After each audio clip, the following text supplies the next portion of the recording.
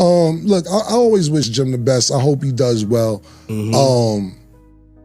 He came a long way. You know what I'm saying? Facts, we all did, bro. Yeah. And that's what I'm saying. Y'all bros, my No, G. I want to tell you something. I'm talking about just from not being my man. You got to realize this is my man who couldn't rap. It turned into my hype man. It turned into an artist directing videos, so his hustle is impeccable. As far as me, for the Diplomat, your question is this, though. You got to think about this, Bleak. We put out our first mixtape probably 2001. 24 years ago. Yeah, the album came out in 2003. So you sit there and say, okay, 2001 to let's say we broke up 2007. Even if you give it 2008, that's a 6-7 year run. Music was just so powerful. The logo was still, people just love it. Our first reunion, I'm talking about after we broke up, got back together, was in 2010. Yeah. The first reunion show we did. If we can't get it together now, it's been 2010 to 2025. So the reunions and arguments and fighting's been 15 years. The run was only 7 years. Everybody keeps looking at Dipset like it was always solid, like it was always brotherhood, like nothing could break that bond. But that's not really how it played out. Cam is sitting there saying he wishes Jim the best, that he hopes he wins, and on the surface, it sounds respectful. But there's something underneath that tone that feels different. He makes it clear we all came up together, and that part is real, no denying it. They built something from nothing, turned struggle into a movement, and for a moment it looked unstoppable. But then he shifts the energy and starts explaining how things really started, and that's where the story gets uncomfortable. Speaking on Jim, I heard you say on your show, you like, yo, what's up with you and Beans? It's the same I feel with you and Jim, right, bro. Like, I need y'all to fix that, my G. Do you think that can ever be fixed?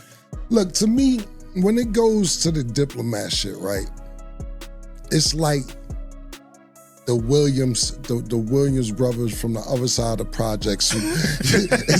It's like, you know, yo, the Smiths, them niggas be bugging. Yeah. The Diplomat thing to me is like, it's no matter what, at one particular time, nobody was bigger than the group. That's right. And I remember Dame saying that. Dame was like, yo, Cam, because what happened is this, I got a fucked up deal, Epic. I had to get the Def Jam, when I got the Rockefeller, I started maneuvering like, yo, I was in a fucked up situation. So when I'm trying to get Jim on, Jewels on, I remember I'm fighting for Jim. Nobody believed Jim was a rapper. I'm like, yo, nah, Jim, you gonna direct my videos. Jim, motherfucker, you gonna go with the deal, this, that, and the third. And Cam basically admits this wasn't always equal. This wasn't just a group of stars linking up. This was him seeing potential where nobody else did. He's talking about Jim like, this is my man who couldn't rap. And that right there changes everything. That's not hate, that's perspective. And it shows how he really viewed the foundation of Dipset from the very beginning. Basically, I'm fighting for all of us. So I remember I started getting the Diplomat mixtapes and them shits was hot. And Dame was like, Cam, you might want to slow that down. These niggas, you know, if you put the you out, wait a while for the Diplomat. So therefore, it's not the same thing. I'm like, nobody got time to wait. Y'all been in a comfortable situation. That's right. All my niggas been fucked up the last 2-3 albums. We trying to get on. So even like with Jim, I didn't get him his first deal at Koch. Like, I got the single, the artist deal at Rockefeller. I went to Kevin Lyles and Leor to get the joint venture deal for Jewels and the Diplomat album. Then Dame just came and started flipping, talking about, you ain't doing no deal with Cam. If I would have came and asked you for this deal, you would have told me no. So I ended up going through Rockefeller, Def Jam for Diplomats and Jewels when it was just gonna be Diplomat. Now, this is where Cam really starts laying it out, and it's not subtle at all. He's basically saying he didn't just stand next to Jim, he helped build him from the ground up. This is my man who couldn't rap, then turning into a hype man, then moving into directing videos. That didn't just happen by accident, that came from opportunity and positioning. Cam is the one pushing doors open while everyone else is still trying to figure it out. He's fighting through bad deals, stuck in situations with labels, maneuvering between Rockefeller and Def Jam, trying to line everything up not just for himself, but for the whole team. Meanwhile, you got executives like Dame Dash telling him to slow down, telling him not to rush Dipset into the spotlight. Def Jam. Oh, wow. Yeah, but Dame went up there flipping out on Kevin. And Kevin Loud, I remember sitting there, he's like, Dame, I don't make money off albums. I get paid a salary. I don't give a fuck if it goes through you, Def Jam, whatever. So, but back to the Diplomat thing. Look, I always wish Jim the best. I hope he does well. He came a long way. You know what I'm saying? Facts, we all did, bro. Yeah. And that's what I'm saying. Y'all bros, my No, G. I want to tell you something. I'm talking about just from not being my man. You gotta realize this is my man who couldn't rap. It turned into my hype man. It turned into an artist directing videos, so his hustle is impeccable. As far as me, for the Diplomat, your question is this though. You gotta think about this, Bleak. We put out our first mixtape probably 2001. Shit, 24 years ago. Yeah, the album came out in 2003. So you sit there and say, But Cam wasn't trying to hear none of that. In his mind, waiting meant losing momentum. And losing momentum meant everybody stayed stuck. So he ignored the warnings and went full speed, dropping mixtapes, building the brand, forcing the industry to pay attention. That move built Dipset fast, but it also planted the seeds for everything that would go wrong later. This is where the reality hits, and it hits hard. Cam breaks it down in the simplest way possible, and once you hear it, you can't ignore it. Dipset's actual run? About 6 or 7 years. That's it. From the early mixtapes around 2001 to the split around 2007 or 2008, that whole era people idolized was short. Okay, 2001 to let's say we broke up 2007. Even if you give it 2008, that's a 6-7 year run. Music was just so powerful. The logo was still, people just love it. Our first reunion, I'm talking about after we broke up, got back together, was in 2010. Yeah. The first reunion show we did. If we can't get it together now, it's been 2010 to 2025. So the reunions and arguments and fighting's been 15 years. The run was only 7 years. We got 15 years of disputes longer than the run. The run was 7 years. Yeah. The disputes is going on 10, we'll get together here and there, this, that, and the third. But the thing about it is this, and I'm be honest, is that the last scenario that we went to, me and Jim was cool. And I take responsibility for it, but I was dead serious. There was a time where Jim had did a show with 50, and I think... And I remember that concept. Right, and I think the way 50 answered the question got Jim mad. But I'm sitting there saying to myself, I'm thinking me on the time me and you on right now. We can't talk about... we can't talk about, but the way 50 answered the question, it got Jim mad and it riled him up and he went on tangent for 4, 5, 6 months, still to this day. But the problems, the arguments, the fallouts, the tension, the back and forth reunions, that's been going on for over 15 years. Think about that. The drama lasted more than double the success, and that flips the whole story on its head. They tried to come back together in 2010, did reunion shows, kept linking up here and there, but it never really stuck. I guess he's still upset. But I didn't mean militia out of it. I really want to know what it was. How did you get niggas to go fuck with you when me and you beefing, and me and Jewels and Jim, not saying we was beefing, but we wasn't on the same page. So it was a real question for me. And, Jim got mad about it and still upset to this day about it. But I'm never gonna say never, but at the end of the day, if you gotta think about it, the disputes, the arguments, the reunions is 15 years old, and the run was 7 years old. I don't know if it could never go right. He got records dissing me earlier this year, whatever. I don't really pay no mind. People send it to me. But you gotta think about it. He put a song called Our Frenemies in like 2008. 17 years of diss records towards me.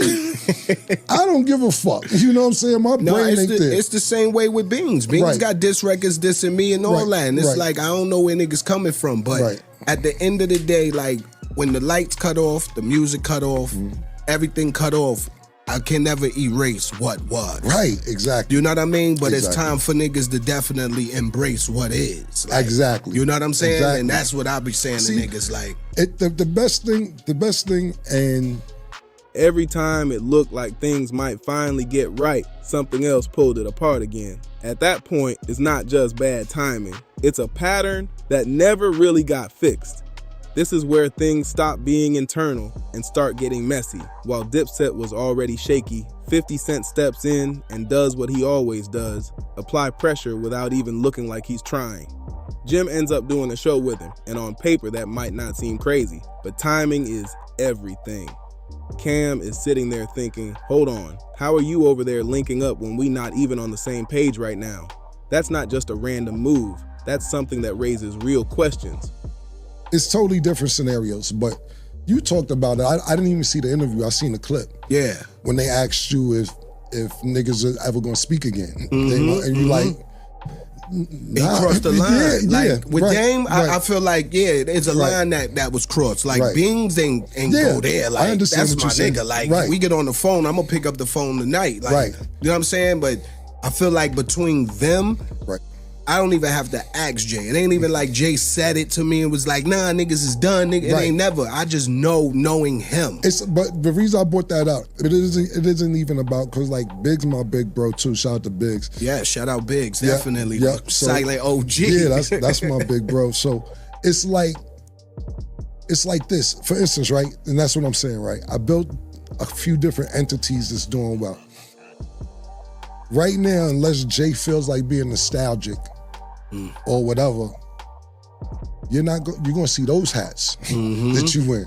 It ain't. We could go Rockefeller every 5, 6, 7, 8 years, but this is what we pumping. it's what it right, is. right now. Exactly. So it's never not a problem to feel nostalgic and reminisce.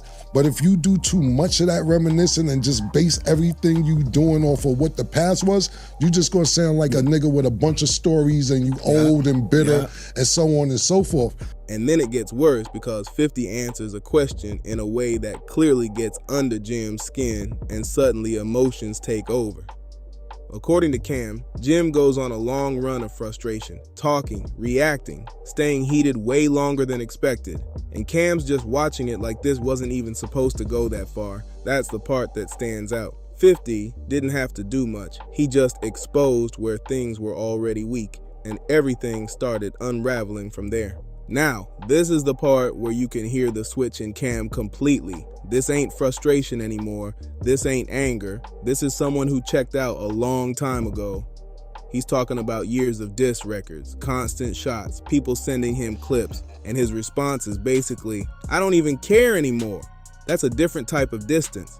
He even brings up how this has been going on since way back, like Jim dropping tracks like Our Frenemies and keeping that same energy for over a decade. At some point, it stops feeling like a back and forth and starts looking one-sided. Cam's not reacting, not responding, not feeding into it at all. And that's what really stands out here. When somebody goes quiet like that, it's not because they don't see it. It's because mentally, they already moved on. To him, this isn't an active problem anymore. It's just noise that doesn't deserve attention. This is where the whole situation stops being just drama and starts looking like a clear lesson. Cam isn't really speaking from emotion anymore. He's speaking from experience, and the message is simple, even if people don't want to hear it. When money, business, and structure aren't aligned, loyalty doesn't hold the way people think it does. Dipset looked like a brotherhood from the outside, but behind the scenes, deals, decisions, and timing were pulling everything in different directions. One side focused on building fast, the other reacting to moves as they happen, and eventually that gap turned into something that couldn't be patched up. And then you got 50 Cent in the background showing a completely different approach. Strategic moves, controlled positioning, thinking long-term instead of emotional reactions. That contrast is what makes this whole story hit harder. At the end of the day, this isn't just about who's right or wrong. It's about how a powerful movement can fall apart when the business side isn't solid, and how the same situation could have looked completely different with the right structure in place. At this point, it's bigger than just Camron and Jim Jones going back and forth. This is what happens when business and loyalty stop moving together, and once that gap opens up, it's almost impossible to close it. What makes this even crazier is the fact that the beef lasted longer than the success. 7 years of dominance turned into over 15 years of tension, shots, and unfinished business. That's not just a fallout, that's a complete shift in how things played out behind the scenes. Now, the real question is simple. Do you think they can ever actually fix this? Or is this one of those situations where too much has already happened to ever go back? Drop your thoughts below, and if you rock with content like this, tap in and stay locked.